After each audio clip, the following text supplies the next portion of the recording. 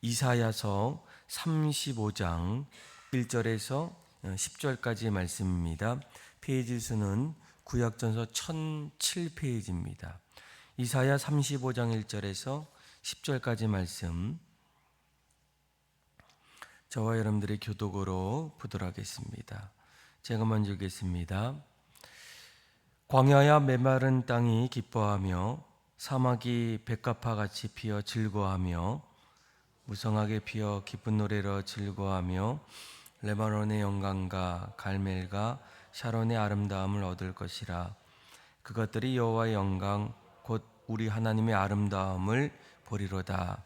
너희는 약한 손을 강하게 하며 떨리는 무릎을 굳게 하며 두려워하지 말라. 보라, 너희 하나님이 오사 보복하시며 갚아주실 것이라. 하나님이 오사 너희를 구원하시리라 하라. 그때의 맹인의 눈이 밝을 것이며 못 듣는 사람의 귀가 열릴 것이며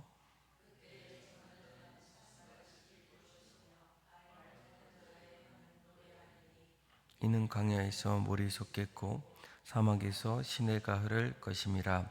뜨거운 사막이 변하여 못이 될 것이며 메마른 땅이 변하여 원천이 될 것이며 승냥이의 눕던 곳에 풀과 갈대와 부들이 날 것이며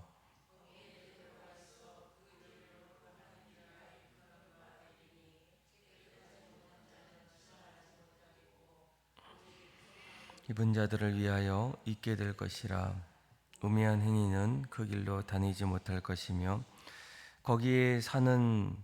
거기에는 사자가 없고 사나운 짐승이 그리로 올라가지 아니하므로 그것을 만나지 못하겠고 오직 구속감을 받은 자만 그리로 행할 것이며. 같이 읽겠습니다.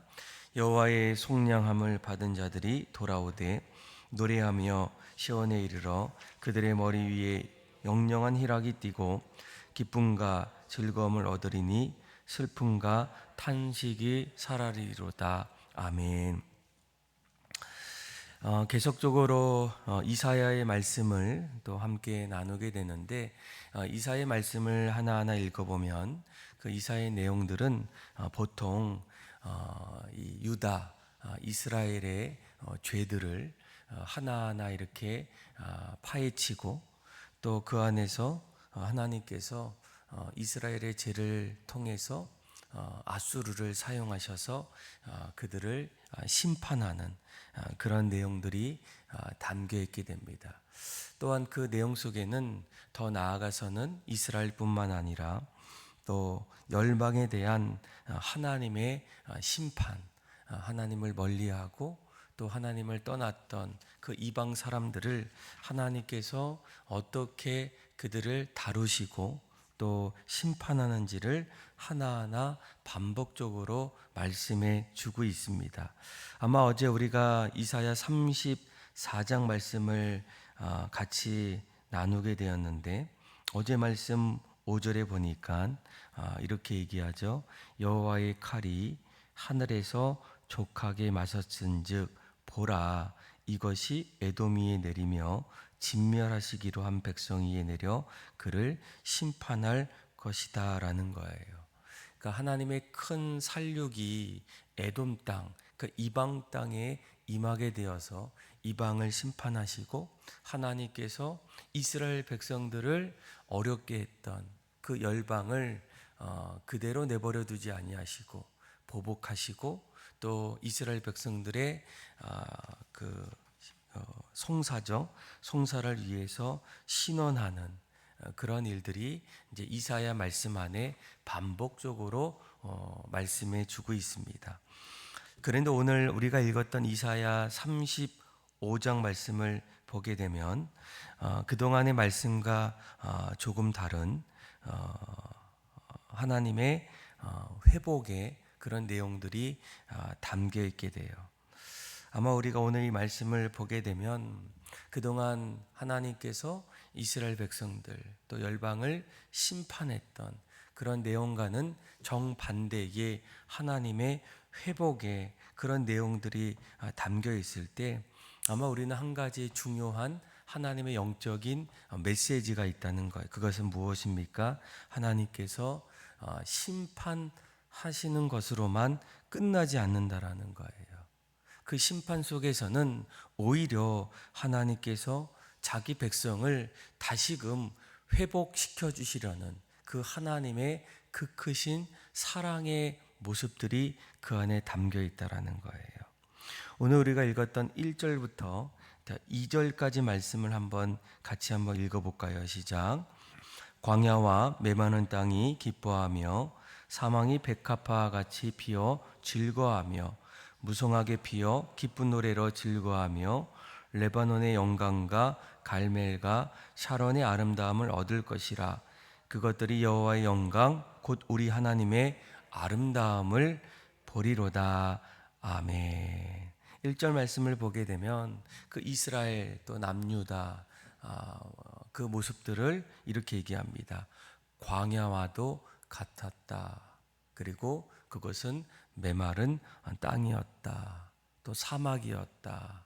생명이 살아나기에는, 생명이 거주하기에는 도저히 어려운 그런 지역에서 하나님께서 어떻게 하십니까? 그런 광야와 같은 그 메마른 땅들이 기뻐하기 시작했다라는 거예요.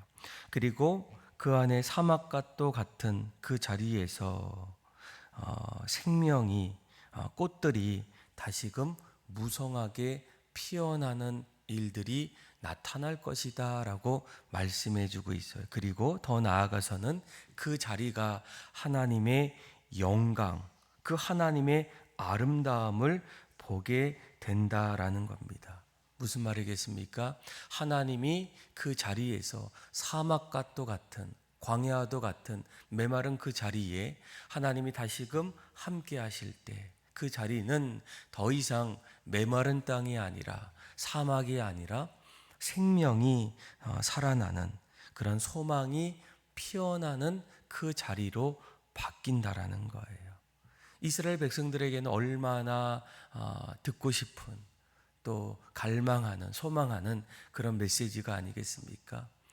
전쟁을 통해서 또 이스라엘 죄로 인해서 끊임없이 점점 메말라 가져가는, 아무것도 이제는 더 이상 소망을 바라볼 수 없는 그런 자리에서 이제는 우리에게 무슨 희망이 있을까? 앞으로 우리가 어떻게 살아갈 수 있을까? 그런 절망과 낙심 속에서 하나님은 이사야 선지자를 통해서 오히려 내가 너희를 심판하는 것은 심판을 위한 목적이 아니라, 멸망을 위한 목적이 아니라 심판 이후에 다시금 그들이 하나님을 바라보고 하나님 안에서 하나님의 영광, 그 생명이 다시금 솟아날 수 있는 그런 은혜를 주기 위해서 하나님이 이사야 선지자에게 말씀해 주고 있다라는 거예요. 더 나아가서는 오늘 3절부터 6절까지 말씀을 보게 되면 메마른 자리, 특별히 힘이 없고 또 연약한, 이제는 더 이상 뛸 수 없는 그런 자리에서 하나님께서 오사 그들에게 새 힘을 주신다라고 이렇게 말씀해 주고 있어요. 우리 한번 3절에서 6절까지 말씀 한번 읽어볼까요? 시작. 너희는 약한 손을 강하게 하며 떨리는 무릎을 굳게 하며 겁내는 자들에게 이르기를 굳세어라, 두려워하지 말라. 보라, 너희 하나님이 오사 보복하시며 갚아주실 것이라. 하나님이 오사 너희를 구하시리라 하라. 그때의 맹인의 눈이 밝을 것이며 못 듣는 사람의 귀가 열릴 것이며 그때의 저는 자는 사슴같이 뛸 것이며 말 못하는 자의 혀는 노래하리니 이는 광야에서 물이 솟겠고 사막에서 시내가 흐를 것임이라. 아멘. 점점 멸망하는 그 자리에서 4절에 보니까 이렇게 얘기하죠. 하나님이 다시금 오셨다는 거예요. 하나님께서 이스라엘 백성들, 이제 전쟁을 통해서 또 이스라엘 백성들의 죄로 인해서 메마른 땅이 되고 광야와도 같은 그런 삶이 찾아올 때 그 자리에 다시금 하나님께서 오셔서 아수르, 이방 땅, 이 열방의 어려움을 하나님께서 보복하시고 이제는 하나님께서 오사 너희를 어떻게 하신다고요? 구원하신다라는 거예요. 그런데 그 구원의 그 자리에 구체적으로 보게 되면 3절에 보니까 너희들의 약한 손을 어떻게 하신다고요? 강하게 하신다는 거예요. 그리고 떨리는 무릎들, 흔들리고 무너지는 그 자리를 하나님께서 굳게 하신다. 또 무서워하고 또 겁내는 그 자리에서 하나님께서 너희를 더욱더 담대하게 만드신다라는 거예요. 아마 하나님께서 인간의 두려움들 또 더 이상 할 수 없다고 그렇게 포기하고 싶은 그 자리에서 오히려 하나님이 다시금 오사 그들의 약한 마음을 강하게 하시고 두려운 마음을 담대함으로 그렇게 바꿔주시겠다. 그래서 두려워하지 말고 염려하지 말고 오히려 그 자리에서 노래하면서 그 자리는 시내가 흐르고 광야에서 물이 솟아나는 그런 일들이 다시금 하나님께서 오실 때 하나님께서 다시금 우리의 삶을 만져주시고 또 새롭게 하실 때 그때 그러한 놀라운 일들이 일어남을 우리에게 말씀해 주고 있습니다. 그리고 7절부터 마지막 10절까지 말씀을 보게 되면 하나님께서 오실 때 또 우리의 두렵고 연약한 그 약한 모습들을 하나하나 만져주실 때 그때 어떤 일들이 일어나겠습니까? 특별히 9절과 10절 말씀을 보면 같이 한번 읽어볼까요? 시작. 거기에는 사자가 없고 사나운 짐승이 그리로 올라가지 아니하므로 그것을 만나지 못하겠고 오직 구속함을 받은 자만 그리로 행할 것이며 여호와의 속량함을 받은 자들이 돌아오되 노래하며 시온에 이르러 그들의 머리 위에 영영한 희락이 띠고 기쁨과 즐거움을 얻으리니 슬픔과 탄식이 사라지리로다. 아멘. 아마 그 당시에 이스라엘 백성들의 역사적 배경을 보면 아마 얼마 안 있으면 이제 아수르에 의해서 이제 북이스라엘은 멸망하게 되고 그리고 나중에 바벨론에 의해서 남유다 이 예루살렘도 결국 멸망하게 됩니다. 그런데 하나님께서 이 아수르 그리고 바벨론을 사용하셔서 그들을 멸망시켜 주셨지만 오히려 그 멸망이 멸망으로 끝나지 않는다라는 거예요. 하나님께서 이러한 일을 통해서 다시금 이스라엘 백성들 가운데 오셨을 때에 그들은 어떻습니까? 구원을 얻고 하나님의 속량을 통해서 다시금 그들이 돌아오게 되는 포로로 끌려갔던 그 이스라엘 백성들이 다시금 자신의 고국으로 돌아오게 돼서 10절 말씀을 보게 되면 이렇게 얘기하죠. 그들이 속량함을 받은 자들이 돌아오되 돌아올 때 어떻게 합니까? 노래합니다. 그렇죠? 노래하고 그리고 기쁨과 즐거움을 얻고 그들 안에 있었던 슬픔과 탄식이 이제는 사라진다라는 거예요.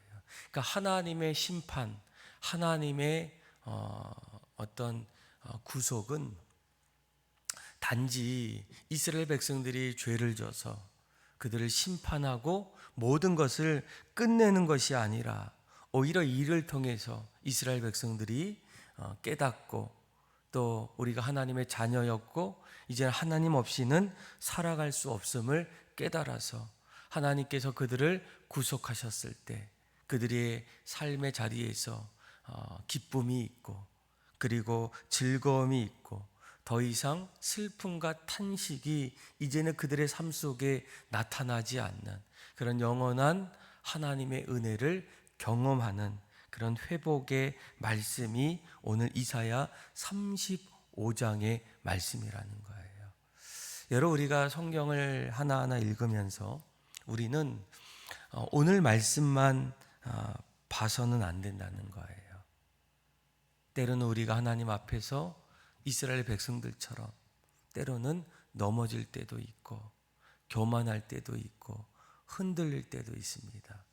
그럴 때에 우리는 오늘 말씀보다 어제 34장 하나님께서 교만했던 또 넘어졌던 그 열방 또 이스라엘 백성들의 심판의 말씀을 바라봐야 하고 또 우리가 가장 어려울 때 점점 무너질 때 흔들릴 때 손이 약해졌을 때 그때에도 34장의 말씀만 보는 것이 아니라 오늘 우리에게 주셨던 이사야 35장의 이 말씀 역시 여러분들이 꼭 마음속에 붙잡으셔야 돼요. 하나님께서 심판하실 때 우리를 넘어뜨리실 때 그대로 내버려 두실 때 단지 우리를 그대로 내버려 두기 위해서가 아니라 우리를 결국 멸망의 자리로 그냥 이끌어 가시는 것이 아니라 우리를 심판하실 때 회복을 위해서 다시금 하나님 앞에서 기쁨을 얻고 새 힘을 얻고 다시 소망을 얻을 수 있는 그런 자리로 우리를 이끌어 가기 위한 하나님의 심판이고 멸망이라는 거예요. 저와 여러분들은 이 말씀을 바라보면서 내 손이 점점 약해지고 메말라졌을 때 그럼에도 불구하고 하나님은 다시금 우리의 삶 속에 찾아오신다. 하나님께서 오신다. 하나님이 오셔서 다시금 보복하시고 구원하시고 우리에게 기쁨과 즐거움을 주시는 그 하나님을 신뢰하고 또 때로는 우리가 점점 소망이 있고 또 행복할 때 그럼에도 불구하고 그 안에서 넘어지는 이유들을 다시 한번 찾아서 날마다 주님 안에서 하나님이 주시는 그런 은혜 속에서 날마다 믿음으로 살아갈 수 있는 저와 여러분들의 삶이 다 되기를 주님의 이름으로 축원합니다. 기도하겠습니다.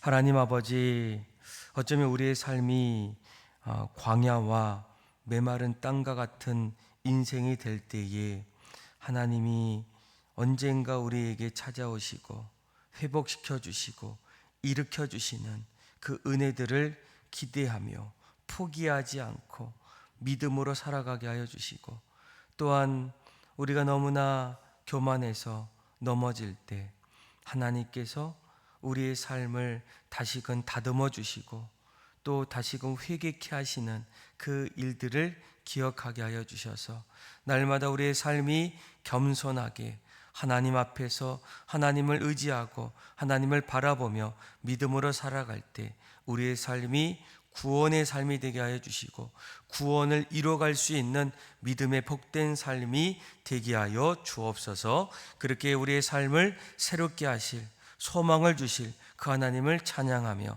사랑이 많으신 예수님의 이름으로 감사하며 기도드립니다. 아멘.